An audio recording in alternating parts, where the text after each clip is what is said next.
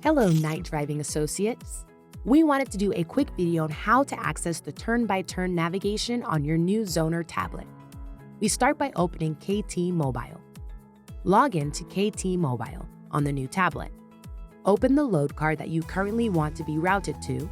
Green pin is your first stop on the load. Go to the stop on the left of nav, touch the green pin. After confirming this is the stop you would like to be routed to, select Route to Stop, just below the map.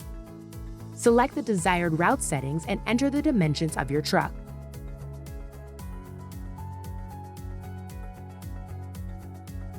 Select Done. The route to your desired location will now be created. Select the Start button and you will begin the turn-by-turn navigation. We are excited to share more information about updates coming to the tablet. For example, manual navigation entry will be arriving in an update very soon. Keep an eye on your newsfeed for more information.